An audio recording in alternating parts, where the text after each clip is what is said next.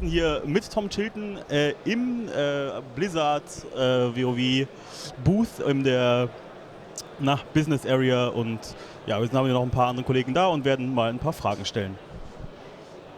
So, then I'll start with the question about the talent trees. Why this big change so, I would say, late in the beta? Right. Well, more and more we've been feeling like the talent trees as we had them before this big change were getting overly complicated, too bloated, full of talents that didn't feel like very good choices. And what we were finding was that anytime players were starting up characters, even if they'd played the game a lot and they'd create a new character, we kept getting the feedback when they had to go and start picking their talents. It would be totally overwhelming. You'd pop the talent tree, and there's a ton of stuff to read. And because to make choices, you really have to kind of feel like you have to read all the different options in there before you can start making your choices. It was just so much stuff to read, so many talents to try to process in your head. So we kept getting the feedback that people were overwhelmed by the talents every time they brought them up. So we kind of felt like, well, it might make sense to, rather than, try to, fight that by making every single talent, better or more interesting or whatever, it might make a lot of sense to go the opposite direction and simplify the talent trees, but make the choices more clear, more interesting, and more impactful. So rather than making lots of choices that are nebulously interesting, we're hoping that the player will make fewer choices that are more meaningful. But about last year or half year ago, you were introducing Mastery and said we will use Mastery to make the more fun talents more interesting. But now you kick the fun talents altogether. Well, I really hope that we didn't kick the fun talents altogether. I think that anytime we've done that, it's just a failure of the design of that particular tree. Really what we have been doing is with the Mastery, what we found is when we first implemented the talent trees with the Mastery, what we found is that all the bloated, boring, passive talents were still in there because there weren't enough game-changing talents in the talent tree to be able to fill out an entire 51-point, 61-point tree with game-changing talents. And that it wasn't realistic to believe that we were really going to be able to change all those talents to have that sheer number of gameplay changing talents without having balance be all over the place.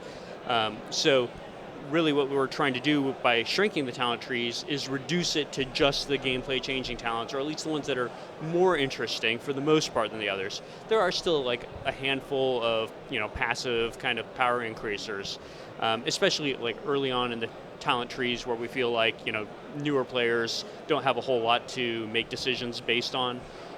They don't have a lot of information yet, so we want very simple talents early on in the trees. But then later on down the line, hopefully now we have a lot more interesting talent choices than we did in the past. And like I said, if there are specific trees where that isn't happening and it's still mostly passive talents and all that kind of stuff, then that's just something that we need to address as the beta continues. Yeah. Any one of you guys, maybe you want to pop a question, or shall I continue? Since there are no plans to introduce a new raid before Cataclysm, since there aren't plans to do what? Since there are no plans to introduce a new raid before Cataclysm, can we expect a new patch with some of the features of Cataclysm before? Absolutely. There will be a patch that happens before the Cataclysm happens that will have a lot of the game systems and a lot of the kind of changes that we normally see before the expansion comes out. For example, all the new talent trees, those sorts of things will happen in advance of when Cataclysm is actually available on the shelves.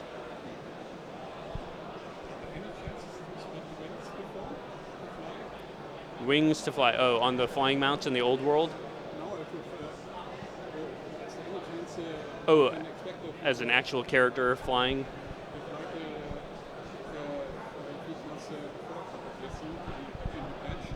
No, not likely. But I want to add something to that question. I guess this will be patch 3.9 or something called. how do you plan to destroy the world? I think that's where everything will happen. Right. So the plan for the way that will work is that well in advance of the Cataclysm, there will be that like patch 3.9 or whatever it ends up actually being numerically designated, where a lot of the game system changes will go into place, things like mastery, things like the revamped talent system, stuff like that. And then a little bit of time before the actual Cataclysm happens, or sorry, before the Cataclysm box is on the shelves, like say a week or two before, then the actual Cataclysm event will take place. By then, everybody will have downloaded all of the new content for Cataclysm. We'll have both done the background downloading, and when that actual event takes place, everybody will have the data by that time, or finish downloading it if they haven't already finished downloading it. So the servers will come down, the Cataclysm will happen, and when players log in, they'll get to see the World of Warcraft Cataclysm cinematic. And the cinematic is very much oriented around showing you the destruction of the world, showing you what's happening.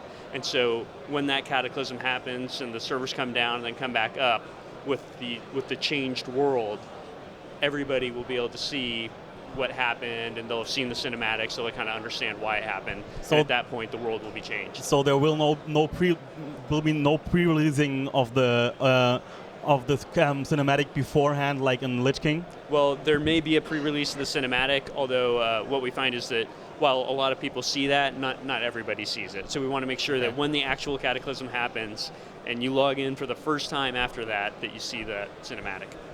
I think those guys have a question.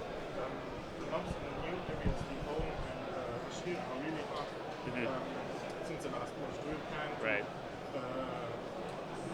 Add more ambitious content like in the classic times of World of Warcraft. Right. Yeah, that's definitely a general direction that we're taking, and that what we found was that with the Lich King creatures, that they didn't scale up as well as character power did. So that was one of those contributing factors to players feeling like the game had become easier over time. We want to make sure that the environment is still challenging, that it feels challenging to go out there and do your quests, and that if you get yourself into a bad situation, that something bad can actually happen. So that is definitely the direction that we've been going with it. Well, we're still in the process of tweaking and tuning it, but the most recent beta patch is pretty close to where we want it to be.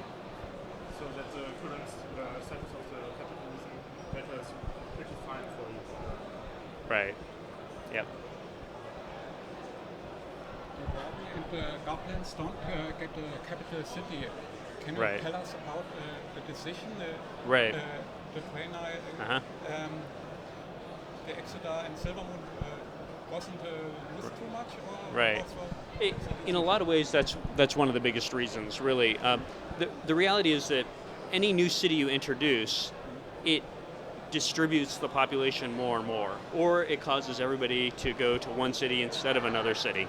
So what we found with the Draenei and the Blood Elf cities was that it really wasn't a very good investment of our time to have created those cities because of how little use they get. They do look spectacular, and the Silvermoon City looks very nice and all that, but if you imagine that we could have used that time to create more dungeons, to create more raids or endgame content, or even more level up content, that probably would have been time better spent. So it doesn't seem to make a whole lot of sense for us to spread players out more and more and more among a lot of different cities that people may or may not really ever visit very much.